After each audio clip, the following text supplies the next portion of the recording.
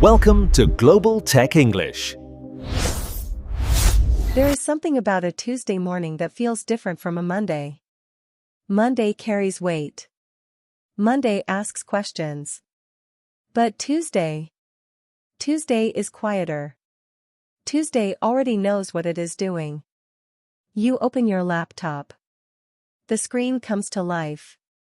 A notification appears, a small reminder at the top of your calendar.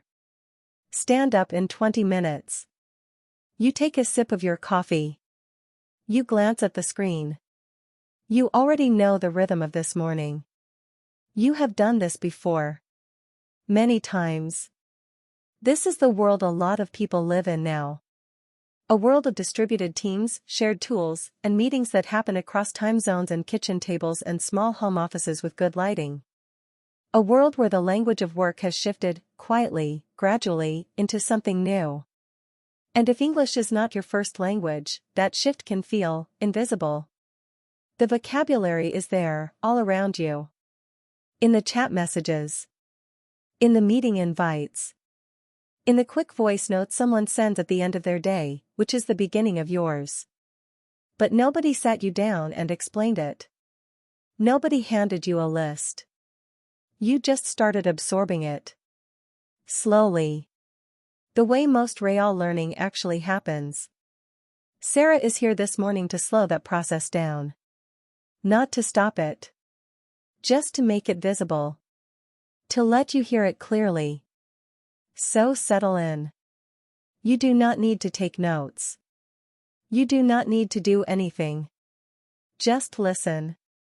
The stand-up is one of those rituals that becomes completely natural once you have lived inside it for a while.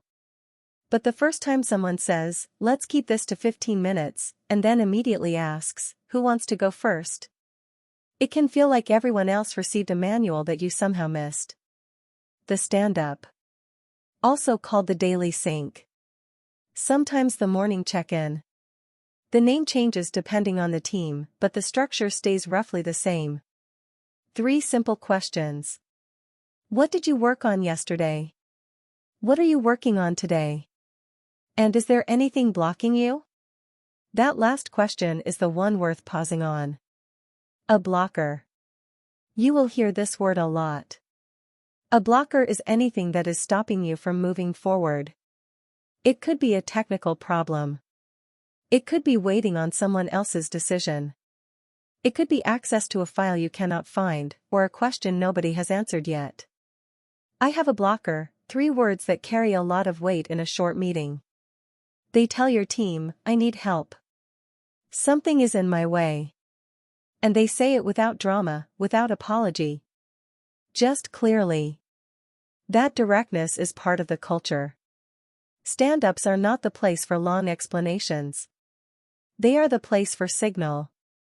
Short, clear, useful signal. You will hear people say things like, "I'm good, no blockers," which means everything is moving. Or "I'm blocked on the API review," which means a specific thing is stuck, and someone needs to act on it. Or "I flagged it in the thread," meaning the detail is already there, in writing, for whoever needs to read it. The language is efficient. It respects everyone's time. And time, in this world, is always the thing people are managing most carefully. The sprint is the other concept you need to feel comfortable with.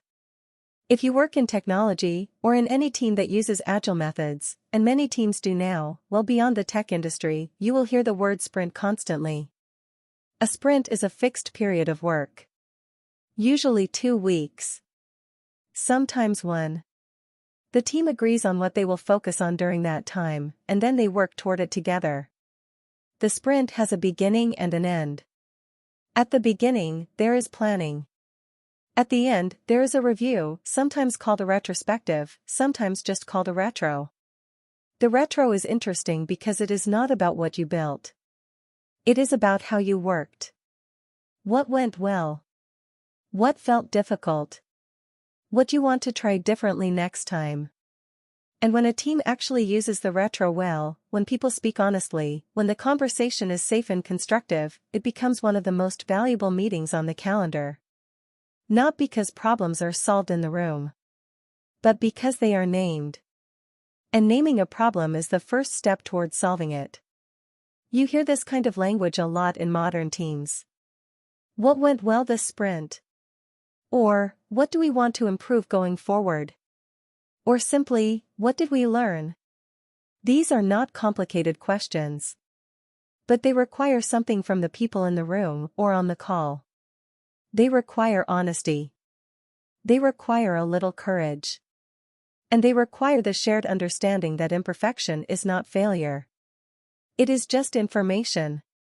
That idea, that difficulty is information, is woven into the whole culture of this way of working. You step away from your desk for a moment. You walk to the window.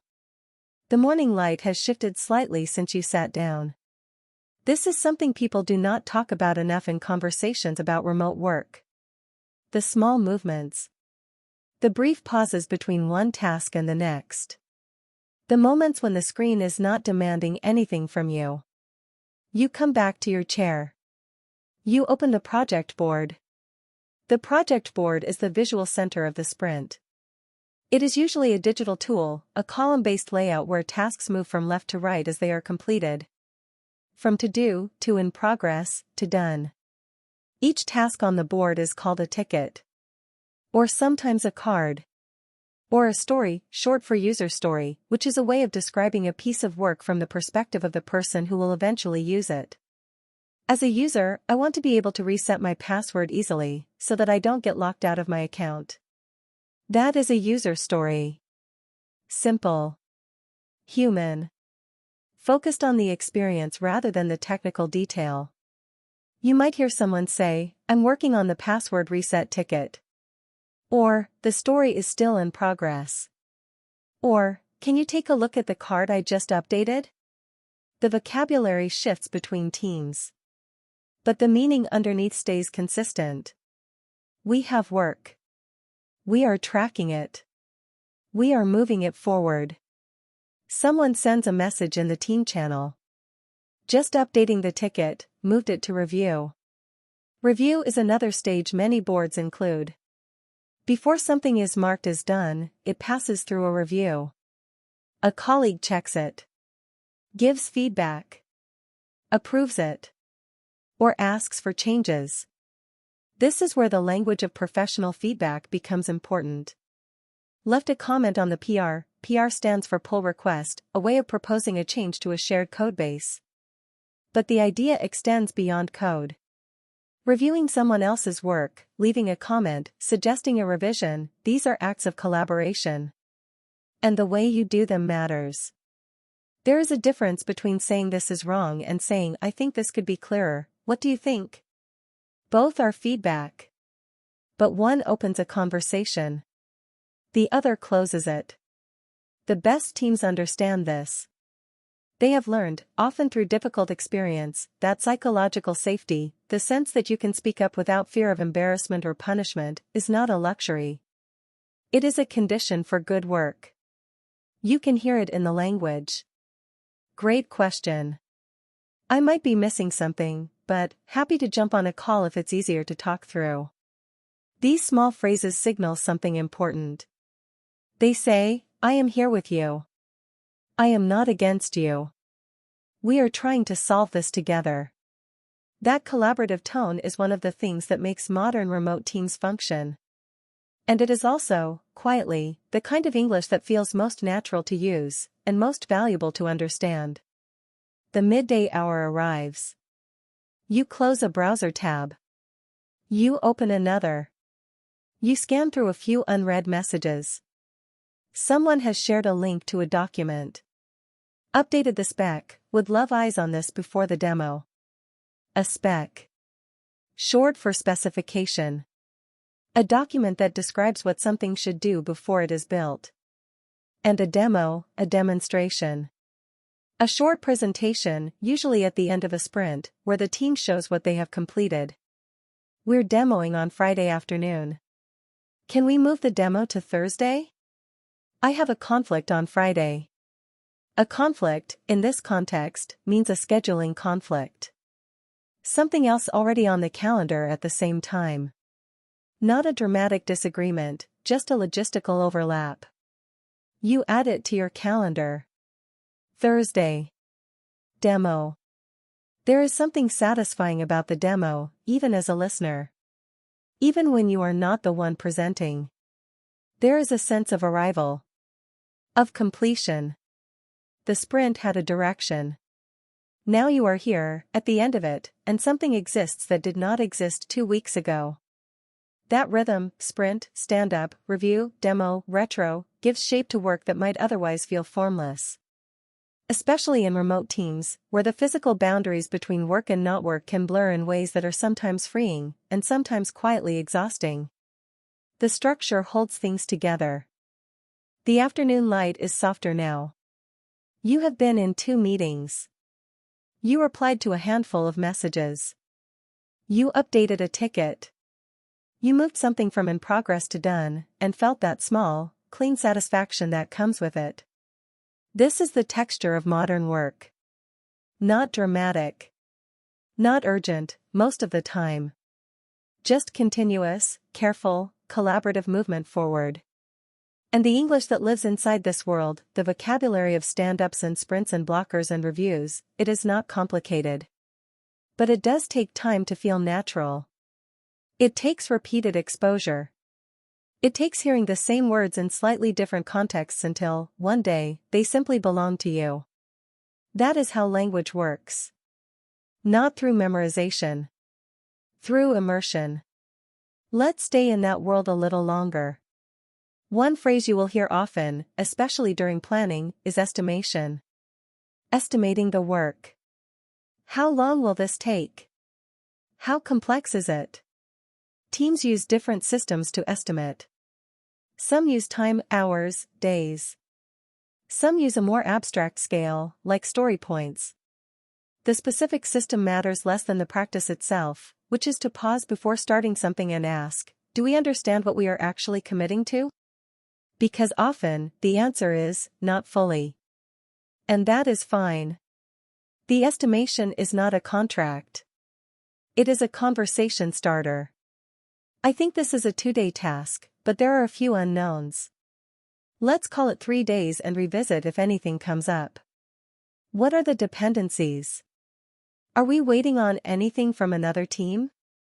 Dependencies. That word carries a lot in a sprint conversation. A dependency is when your work relies on someone else's work. When you cannot move forward until they do. We're blocked because of a dependency on the design team. The dependency got resolved, we can start this now. You hear it, and you feel the slight shift in energy in the meeting. Either the door is open again, and work can flow. Or it is still closed, and patience is required. Managing dependencies is one of the quieter skills of collaborative work. It involves communication, timing, and the ability to track many moving pieces at once, without losing focus on your own. Some people are extraordinarily good at this. You notice them in meetings because they ask the right questions at the right time. Not the loud questions. The quiet ones. Have we looped in the back-end team on this? Is anyone else affected by this change? Who owns this decision? Ownership. Another word that comes up frequently. In a team setting, ownership does not mean the same thing as credit. It means responsibility. It means you are the person who is tracking this thing, making sure it moves, flagging it when it stalls. Who's the owner on this ticket? I can take ownership of the research. Let's assign a clear owner before we close the meeting. Ownership is not about individual performance. It is about collective clarity. If everyone knows who is responsible for what, the work flows more smoothly. And when something gets stuck, you know exactly who to ask. There is a quiet maturity in this language. An assumption that adults can take on responsibility, communicate clearly when something is difficult, and ask for help without it meaning weakness. That assumption, when it is actually held by a team, changes everything. You glance at the clock. The afternoon has moved quickly. One last meeting on your calendar today. The sprint planning session for the next cycle.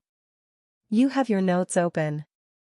You have reviewed the backlog, the list of upcoming work that has not yet been assigned to a sprint. You are ready. The backlog is where ideas live before they become commitments. Some items have been there for months.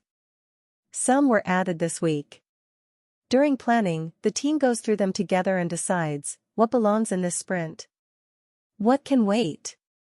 Let's bring in the onboarding flow tickets. We've been pushing those for a while. I think the performance work should take priority this sprint. We should keep some capacity for unexpected things. We always get pull requests that need attention mid-sprint. Capacity. Another planning word. How much can the team realistically take on, given who is available, what other commitments exist, and the inevitable surprises that every sprint contains? Good planning respects capacity. It does not pretend that everything will go perfectly. It builds in room for reality. And reality, in collaborative work, is usually more interesting than the plan. Not always in a comfortable way, but always in an instructive one. The meeting starts. Someone shares their screen. The backlog appears. And the language begins again, easy, practiced, calm. The vocabulary of people who have learned, through repetition, how to work together across distance and difference and time zones and all the small, invisible challenges of modern collaboration. You are listening. And the words are becoming yours. That is how it happens. Not all at once. Gradually. One stand-up, one sprint, one quiet Tuesday afternoon at a time.